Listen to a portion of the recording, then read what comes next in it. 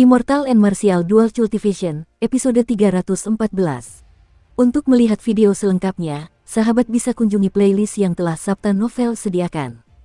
Yuk mari, kita berimajinasi bersama dan masuk ke alur ceritanya.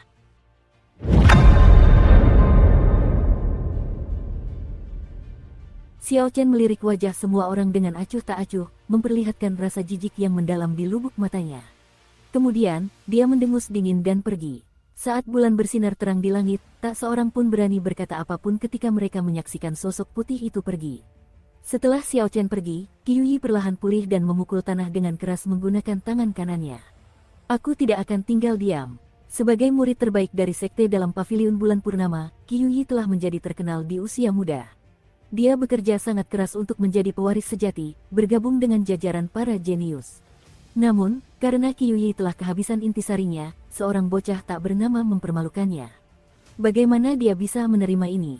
Qiuyi perlahan berdiri, jejak kaki di wajahnya belum hilang. Saat bibirnya bergerak, luka-lukanya yang bengkak terasa sakit. Saat ia melihat ke arah yang dituju Xiao Chen, kebencian yang mendalam membara di matanya. Ia bergumam pada dirinya sendiri, jangan berpikir kau akan baik-baik saja setelah pergi. Suatu hari nanti, aku pasti akan pergi ke sekte langit tertinggi untuk menantangmu. Aku akan menunjukkan padamu arti penyesalan. Di sisi lain, Zuoping juga bangkit perlahan. Saat mencoba menyerang Xiao Chen secara tiba-tiba, hidungnya malah patah. Kondisinya lebih menyedihkan daripada Qiuyi. Ekspresi jahat muncul di mata Zuoping. Kemudian, tanpa mengucapkan sepatah kata pun, dia pergi. Xiao Chen ini mungkin sedang dalam masalah besar. Meskipun kita tidak berani pergi ke sekte langit tertinggi untuk menantangnya, kedua orang ini adalah murid sekte tingkat 9 yang sejati. Mereka tidak akan membiarkan ini begitu saja. Ayo pergi. Pendekar berjubah putih ini terlalu sombong. Saat waktunya tiba, aku pasti akan pergi dan menyaksikan dia dipukuli oleh Qiuyi dan Zuoping setelah mereka memulihkan intisari mereka. Sekelompok murid sekte yang dilumpuhkan oleh Xiao Chen dengan marah mengucapkan beberapa kalimat sebelum meninggalkan tempat itu dengan enggan. Ketika penguasa kota air surgawi melihat puing-puing di tanah dan kediaman penguasa kota yang hancur dari luar, wajahnya menjadi lebih muram daripada yang lain. Namun, Xiao Chen adalah murid sekte tingkat 9, dan dia juga telah membantunya membunuh Lone Wolf. Betapapun sedihnya Tuan Kota tidak dapat menyalahkannya. Setelah meninggalkan kota air surgawi, Xiao Chen tidak terburu-buru untuk memeriksa cincin spasial serigala tunggal. Sebaliknya, dia menemukan tempat terpencil di hutan pegunungan dan mulai berupaya memulihkan intisarinya. Xiao Chen baru membuka matanya saat fajar tiba. Sambil menyaksikan matahari terbit, dia tersenyum lembut dan menjelajahi cincin spasial Lone Wolf dengan gembira. Biasanya, kultivator lepas tidak akan membawa terlalu banyak harta benda. Namun, karena Lone Wolf adalah bandit terkenal, dia pasti memiliki lebih banyak harta benda daripada 7 pembunuh angin hitam. Momen paling membahagiakan dari mempertaruhkan nyawa untuk membunuh para kultivator yang berkeliaran adalah saat memeriksa rampasan perang. Xiao Chen menggunakan indera spiritualnya untuk mengintip ke dalam cincin spasial, dan hal pertama yang dilihatnya adalah tumpukan batu roh tingkat unggul yang berkilauan. Dia menghitungnya dan menemukan total 3 juta batu roh tingkat unggul. Ia tak bisa menahan diri untuk tidak memancarkan kegembiraan dari setiap pori-porinya. Tak heran jika orang-orang itu begitu rakus akan harta karun Lone Wolf. Sekalipun mereka membaginya secara merata, dengan begitu banyak batu roh tingkat unggul, setiap orang tetap akan mendapatkan jumlah yang besar. Setelah itu, masih ada beberapa pil obat tingkat 8 dan harta karun alam. Sebagian besar adalah barang-barang yang dibutuhkan para kultivator. Jika Xiao Chen tidak membutuhkannya, dia bisa menjualnya untuk mendapatkan batu roh. Namun, setelah mencari cukup lama, Xiao Chen tidak menemukan hal yang paling dibutuhkannya, mutiara pengumpul roh. Ia tidak hanya tidak melihat mutiara pengumpul roh tingkat menengah, tetapi ia juga tidak melihat satupun mutiara pengumpul roh tingkat rendah. Seharusnya tidak demikian. Tidak memiliki mutiara pengumpul roh tingkat menengah masih bisa dimengerti. Namun, setidaknya harus ada beberapa mutiara pengumpul roh tingkat rendah. Kecurigaan muncul di mata Xiao Chen saat dia terus melihat sekeliling, mencari di setiap sudut lingkaran spasial. Dia bahkan mengulangi pencarian itu beberapa kali. Setelah sekian lama, sebuah kotak brokat yang tampak biasa saja menarik perhatian Xiao Chen. Sambil berpikir sejenak, ia mengeluarkan kotak brokat itu. Kotak ini sangat aneh. Indera spiritual Xiao Chen tidak dapat menembusnya. Namun, kotak itu tidak memancarkan energi spiritual apapun dan tampak sangat biasa. Setelah ragu sejenak, Xiao Chen membuka kotak brokat itu. Tiba-tiba ia melihat cahaya terang dan menemukan deretan mutiara pengumpul roh tingkat rendah tersusun rapi di dalam kotak. Ia berkata dengan gembira, kotak ini memang aneh. Pantas saja aku tidak menemukan mutiara pengumpul roh. Ternyata semuanya tersembunyi di sini. Jumlah mutiara pengumpul roh tingkat rendah yang dimiliki Xiao Chen mencapai 200, yang sebenarnya tidak banyak. Namun, agar Zhongli bisa mendapatkan sebanyak itu sebagai kultivator lepas, dia pasti telah membunuh sejumlah besar murid sekte dan merampok banyak klan besar. Seberkas cahaya putih menyambar saat Xiao Chen tanpa basa-basi menempatkan semuanya ke dalam cincin semestanya sendiri. Tingkat kultivasinya yang rendah masih menjadi kekurangan yang mencolok, jadi dia sangat membutuhkan mutiara pengumpul roh. Saat hendak menutup kotak brokat itu, ia tiba-tiba menemukan lapisan tersembunyi di dalamnya. Dia bahkan tidak menaruh 200 mutiara pengumpul roh ke dalam lapisan tersembunyi ini. Mungkinkah benda-benda di dalamnya lebih berharga lagi? Xiao Chen membuka lapisan tersembunyi dan menemukan peta kulit binatang yang memiliki aura sangat kuno. Terdapat berbagai macam medan dan tanda merah di atasnya. Tanda merah itu memiliki berbagai nuansa. Ketika Xiao Chen melihat tanda-tanda dengan nuansa yang lebih gelap, dia bisa merasakan aura berbahaya yang membangkitkan rasa takut di hatinya. Peta apakah ini? Ekspresi Xiao Chen berubah serius. Saat dia melihat peta itu, gunung dan sungai, rumput, pohon, dan binatang buas muncul di dalamnya. Awan-awan itu dengan cepat membesar di depan mata Xiao Chen. Awan-awan itu bergolak, tampak luas dan tak terbatas. Gunung-gunung kuno, sungai-sungai, dan istana-istana pun muncul. Pada saat yang sama, peta kulit binatang itu memancarkan cahaya, dan kibuas yang mengerikan melesat ke langit, mengejutkan binatang dan burung-burung di hutan pegunungan ini dan menciptakan keributan besar. Wajah Xiao Chen berubah muram, dan dia segera menutup kotak brokat itu. Barulah kemudian Kiliar kuno dan luas itu lenyap tanpa jejak. Setelah mengamati sekelilingnya, Xiao Chen menatap langit dan melihat bahwa Kiliar telah mengaduk awan. Dia mengerutkan kening. Aku harus segera meninggalkan tempat ini. Aura tadi jelas memiliki sejarah puluhan ribu tahun di baliknya. Peta ini pasti sangat penting. Siapa tahu, mungkin ada tokoh penting yang merasakan aura tersebut. Untungnya, kotak brokat aneh ini dapat menyegel aura itu. Jika tidak, bahkan jika Xiao Chen menempatkannya di cincin semestanya, dia tetap akan khawatir untuk menutupi aura yang luar biasa itu. Xiao Chen memanggil 3 gambar naga biru. Saat naga-naga itu meraung, dia menghilang dari hutan pegunungan ini, bergerak naik turun dan pergi sejauh mungkin. Tak lama setelah Xiao Chen pergi, sesosok bayangan hitam muncul di dekat gunung. Wajah tua orang itu tampak muram saat ia mengamati awan di atas. Tidak lama kemudian, seorang lelaki tua berambut putih lainnya terbang mendekat dan berbicara kepadanya. Pak Tua Qiu, Anda juga merasakan ki yang buas itu, kan? Dengan perasaan menyesal, Pak Tua Qiu menjawab, itu pasti peta spiritual duniawi medan perang liar. Aura itu pasti asli, namun, sekarang tersembunyi di balik harta karun yang dapat menyembunyikan energi spiritual. Setelah itu, Pak Tua Qiu menghela napas lagi, sayang sekali. Lalu, dia mengabaikan lelaki tua berambut putih itu dan pergi menjauh. Pria tua berambut putih itu memejamkan mata dan menggunakan energi mentalnya yang besar untuk menjelajahi sekitarnya seperti gelombang di laut. Awalnya, ia memeriksa area dalam radius 1 km, kemudian memperluas radius pencarian hingga 10 km. Meskipun sudah melakukan itu, lelaki tua berambut putih itu tetap tidak menemukan harta karun yang memancarkan ki buas sebelumnya. Ia hanya bisa menggelengkan kepala dan berkata, penghalang iblis di medan perang buas semakin melemah. Jika kita bisa menemukan benda ini, itu akan sangat membantu murid-murid kita memasuki medan perang buas. Saya akan mencoba mencari lagi dan melihat apakah saya beruntung. Sosok lelaki tua berambut putih itu melesat dan berubah menjadi seberkas cahaya. Sosoknya tampak menyatu dengan alam, memungkinkannya bergerak dengan kecepatan yang aneh. Pada hari-hari berikutnya, Xiao Chen tidak membuka kotak brokat itu lagi. Dia mengeluarkan lembar misi dan mulai menyelesaikan misi-misi yang bernilai 2000 poin kontribusi satu persatu. Meskipun menyelesaikan misi-misi yang tersisa masih sulit, tidak ada satupun yang sesulit misi untuk membunuh Lone Wolf. Setelah misi tersulit selesai, sisanya relatif mudah. Xiao Chen masih sempat menyempatkan waktu untuk menggunakan mutiara pengumpul roh secara teratur dan meningkatkan kultivasinya. Seiring waktu berlalu dan akhir bulan semakin dekat, Xiao Chen menyelesaikan ke-10 misi yang masing-masing bernilai 2000 poin kontribusi.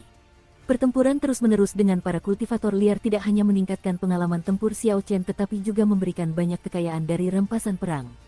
Saat ini, dia memiliki lebih dari 7 juta batu roh tingkat unggul dan setidaknya 3 hingga 400 mutiara pengumpul roh tingkat rendah. Namun, Xiao Chen tidak berhasil mendapatkan mutiara pengumpul roh tingkat menengah. Lagi pula, jika seorang kultivator lepas berhasil mendapatkan harta karun seperti itu, mereka pasti akan segera menggunakannya, mereka tidak akan menyembunyikannya dan menyimpannya. Dengan 23.000 poin kontribusi, seharusnya aku bisa mendapatkan peringkat teratas di peringkat kontribusi. Jika tidak, aku hanya bisa mencoba memikirkan cara lain untuk mendapatkan mutiara pengumpul roh tingkat menengah. Kini, dengan bantuan sejumlah besar mutiara pengumpul roh, kultivasi Xiao Chen telah mencapai puncak tingkat akhir Raja Bela Diri tingkat rendah sekali lagi. Yang kurang hanyalah mutiara pengumpul roh tingkat menengah untuk membantunya menembus hambatan tersebut. 5 hari kemudian, Xiao Chen kembali ke Provinsi Langit Tertinggi, menuju Kota Langit Tertinggi. Tepat setelah Xiao Chen muncul dari formasi transportasi kuno di luar gerbang kota, dia merasakan beberapa tatapan tertuju padanya. Ekspresinya berubah serius, dia tahu sesuatu akan terjadi. Memang, ketika gerbang kota masih jauh, Yu Ziqiang turun dari langit, orang pertama di antara para pemimpin dari 5 faksi yang menghalangi jalan Xiao Chen. Sambil menyembunyikan aura pembunuh di matanya, dia berdiri di tengah jalan, tersenyum lembut, dan berkata, "Adik Xiao, sudah lama kita tidak bertemu. Semoga kau baik-baik saja sejak terakhir kali kita bertemu." Lan Feichen tampak semakin senang saat menatap Xiao Chen. Kemudian, dia langsung mengejeknya, "Adik Xiao Chen, setelah hampir sebulan tidak bertemu, kultivasimu berkembang cukup pesat. Kau sudah mencapai puncak tahap akhir. Sayangnya, itu hanya puncak tahap akhir Raja Bela Diri tingkat rendah." Saat Lan Feichen berbicara, dia melepaskan aura kuatnya, menunjukkan kultivasi Raja Bela Diri tingkat menengah tahap akhir miliknya yang sudah mencapai puncak.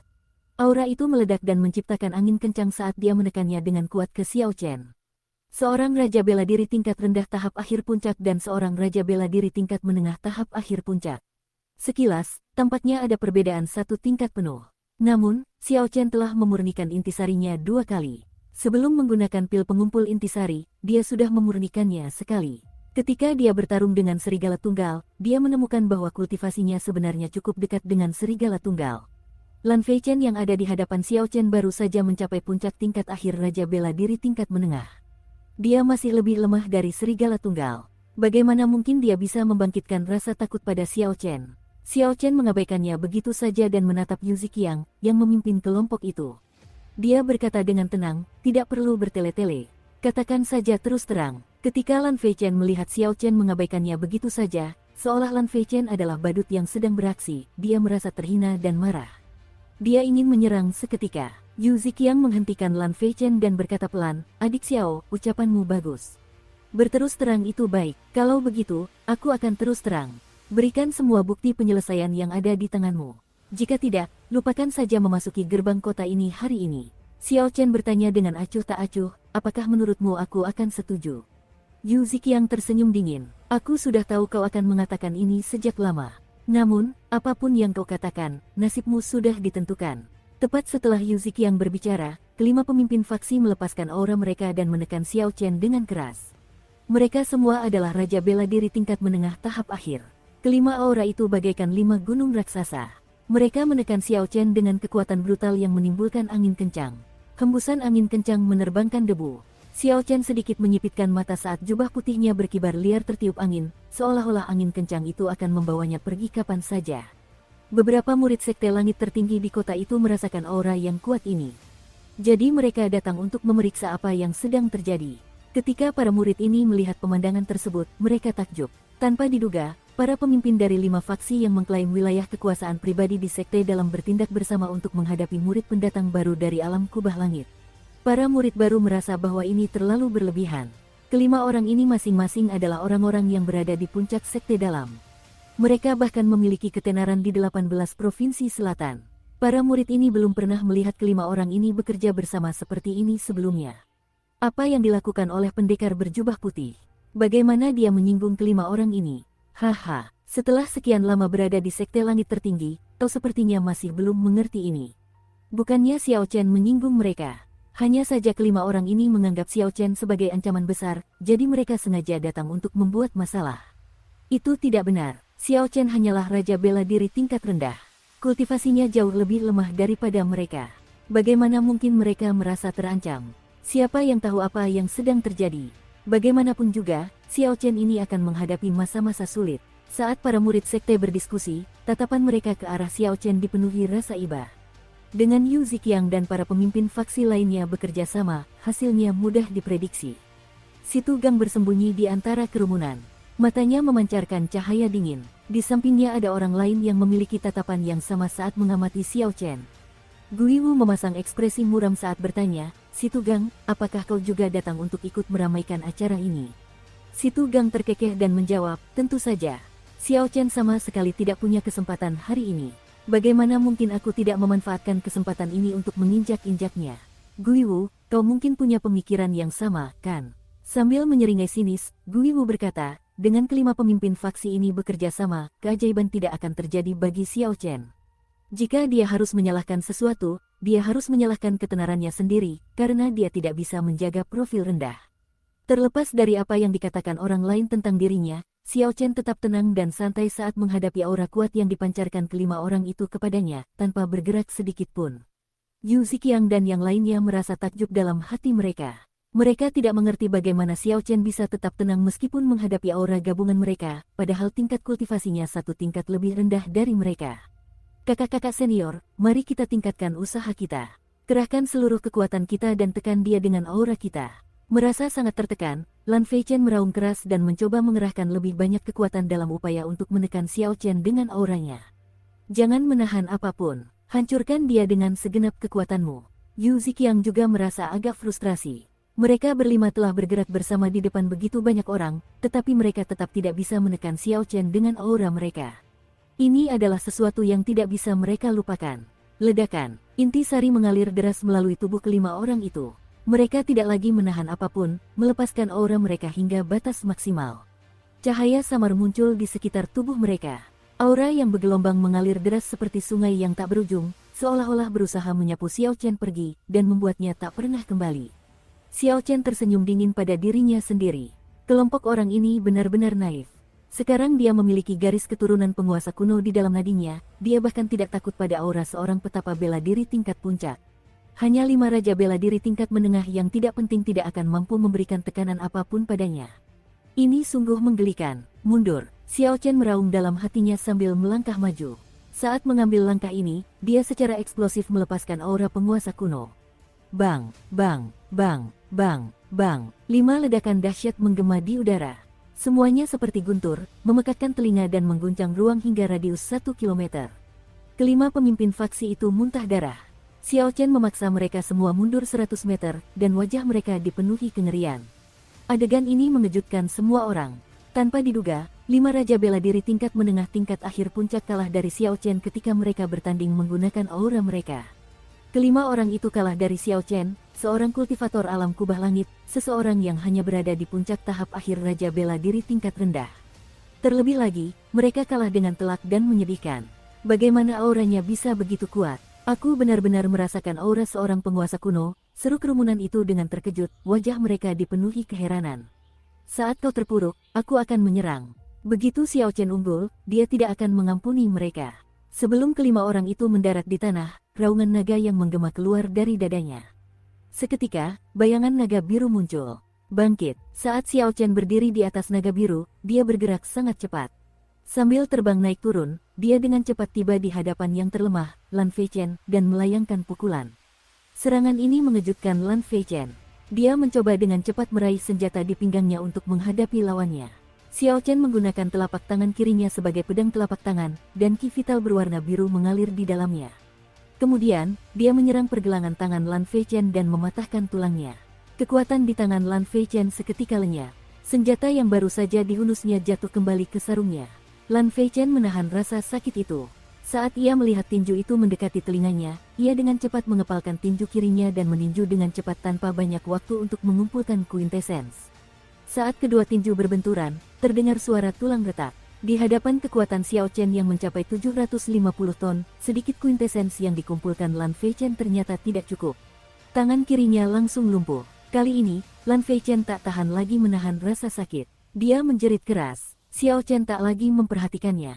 Dia mengayunkan tangannya dan menamparnya dengan punggung tangan. Gigi Lan Feichen hancur berkeping-keping, dan dia muntah darah saat jatuh ke tanah. Pergelangan tangan kanan Lan Feichen patah, tulang-tulang di tangan kirinya hancur. Meskipun dia belum menggunakan quintessence-nya, dia sebenarnya tidak bisa lagi berdiri. 1 serangan telapak tangan, 1 pukulan, dan 1 tamparan. Xiao Chen melumpuhkan Lan Feichen dalam 3 gerakan. Semua ini terjadi dalam waktu yang dibutuhkan percikan api untuk terbang. Begitu cepat, sulit dipercaya. Yu Ziqiang dan 3 orang lainnya baru saja mendarat setelah terlempar ke belakang oleh aura Xiao Chen. Saat mereka bereaksi, sudah terlambat. Serang bersama, jangan menahan diri. Kengerian terpancar di mata Yu Ziqiang. Dia dengan cepat menghunus pedang dan menyerang Xiao Chen dengan kecepatan kilat. 100 bunga terbang, pedang cahaya darah, pedang langit cerah penuh harapan. 3 orang lainnya juga menghunus senjata mereka. Mereka menggunakan quintessence mereka yang kuat dan melakukan gerakan terbaik mereka. Seketika, udara dipenuhi cahaya terang. Udara dipenuhi dengan niat membunuh, mengunci Xiao Chen. Xiao Chen tersenyum lembut, dan 2 raungan naga menggema di dadanya. 2 bayangan naga biru lainnya muncul di sekitarnya, dan dia menggunakan cambuk ekor naga biru, bergerak di udara membentuk lengkungan. Angin kencang bertiup, dan seekor naga meraung mencari celah. Kemudian, ia dengan mudah menerobos kepungan keempat orang itu. Gambar naga biru di bawah Xiao Chen berputar dan membawanya lebih tinggi. Kejar dia. Melihat Xiao Chen melarikan diri, Yu Ziqiang berteriak dingin sambil melompat, memegang pedangnya dan mengirimkan 4 cahaya berwarna pelangi ke arah Xiao Chen. Ketika Xiao Chen mencapai ketinggian tertentu, dia berhenti mendaki. Dia tidak takut dengan keempat orang yang mengepungnya. Namun, ada lebih banyak jalur pelarian di udara, yang membuatnya lebih mudah untuk menghindar. Xiao Chen tidak terburu-buru menghunus pedang bayangan bulannya. Ketika melihat Yu Ziqiang yang terbang lebih dulu, Xiao Chen membentuk tangan kirinya menjadi cakar dan tangan kanannya menjadi kepalan tinju. Saat Vital Ki beredar, dia menggunakan Berserk Dragon di kedua tangannya secara bersamaan. Kepala naga di tinju kanannya meraung, dan cakar naga muncul di atas cakar kirinya. Kepala itu terhubung ke ekor, membentuk naga Azure yang lengkap. Serangan naga mengamuk. Xiao Chen menyerang Yu Ziqiang yang mendekat tanpa ragu-ragu. Naga Azure yang terbentuk dari ki vital murni itu berkedip-kedip dengan cahaya dan menatap tajam dengan matanya. Cahaya bersinar di mana-mana, dan saat ia memperlihatkan taring dan cakarnya, ia memancarkan aura yang sangat angkuh dan mengejutkan. Sungguh arogan, tak disangka, kau berani hanya menggunakan ki vitalmu untuk melawan lawanmu. Apa kau pikir kultivasiku hanya hiasan? Yu Ziqiang tertawa dingin. Cahaya hijau menyebar di seluruh pedangnya, dan intisarinya yang luas berkumpul menjadi cahaya pedang hijau sepanjang 10 meter. Aura bumi yang pekat meresap ke dalam cahaya pedang, memberikan ki pedang yang tajam kualitas yang kokoh dan padat, membuatnya lebih substansial. Sangat mudah untuk mengetahui bahwa Yu Ziqiang memiliki prestasi yang signifikan di negara bagian bumi. Kakak, cahaya pedang yang berkelap-kelip membelah naga Azure yang mendekat menjadi 2. Namun, kepala naga itu tidak hancur seperti yang dia harapkan. Sebaliknya, kepala naga itu terus menyerbu ke arahnya sambil meraung ganas.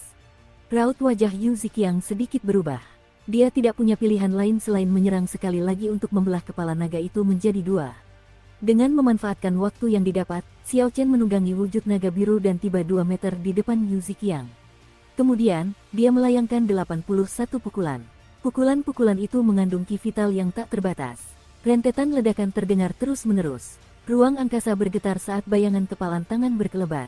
Xiao Chen tidak hanya menunggangi 1 naga Azure. Masih ada 2 naga Azure lainnya yang melayang di sampingnya. Kecepatannya tidak hanya meningkat secara signifikan, tetapi ia juga menjadi jauh lebih fleksibel. Hal ini memungkinkannya untuk melayangkan puluhan pukulan ke sisi Yu Ziqiang. Xiao Chen bergerak dengan anggun dan tanpa suara ke belakang Yu Ziqiang, sambil melayangkan puluhan pukulan lagi ke punggungnya. Meskipun Yu Ziqiang memiliki keunggulan dalam quintessence, dia tidak mampu mengimbangi kecepatan Xiao Chen. Xiao Chen segera membuatnya panik, dan Yu Ziqiang hanya bisa bertahan secara pasif, tidak mampu melakukan serangan balik. Ketika ketiga temannya melihat ini, mereka segera bergegas maju untuk membantunya. Namun, Xiao Chen tidak menjadi serakah. Dia hanya tersenyum dan pergi menjauh, meninggalkan jejak bayangannya. Cambuk ekor naga biru. Sebelum yang lain sempat menarik napas dan mencari kemana Xiao Chen pergi, embusan angin lain bertiup. 3 naga biru meraung di tengah angin kencang, aura mereka sangat mengejutkan. Ketika naga-naga meraung dan angin kencang berhenti, para pemimpin faksi menemukan Xiao Chen di samping Feng Wuheng yang berada paling kanan. Feng Wuheng sedikit lebih lemah dari Yu Ziqiang. Menghadapi pukulan dahsyat Xiao Chen, dia tidak memiliki ketabahan untuk menahan serangan itu dan hanya bisa menghadapinya dengan tidak sabar. Di tengah kegilaan Feng Wuheng, sebuah celah dengan cepat muncul. Xiao Chen tersenyum tipis, tetapi dia tetap tidak serakah, karena ketiga orang lainnya telah bereaksi. Gambar naga biru di bawah kaki Xiao Chen kembali bergerak lincah, berputar dengan mulus dan tidak memberi keempatnya kesempatan untuk mengepungnya. Angin kencang kembali bertiup, dan Xiao Chen menuju ke Bai Zihao yang paling kiri. Sekali lagi, Dia menggunakan rentetan pukulan dahsyat itu dan bergerak tanpa jejak, memanfaatkan keunggulannya dalam kecepatan untuk melayangkan pukulan yang tak terhitung jumlahnya. Bang, bang, bang, langit bergetar dan awan berhamburan. Gemuruh keras bergema seperti guntur yang tak berujung. Mereka yang berada di pinggir lapangan hanya bisa melihat Xiao Chen yang diselimuti oleh 3 naga biru bergerak naik turun sambil melayangkan pukulan yang tak terhitung jumlahnya. Setiap pukulan membawa kekuatan sebesar 750 ton, cukup untuk menghancurkan gunung.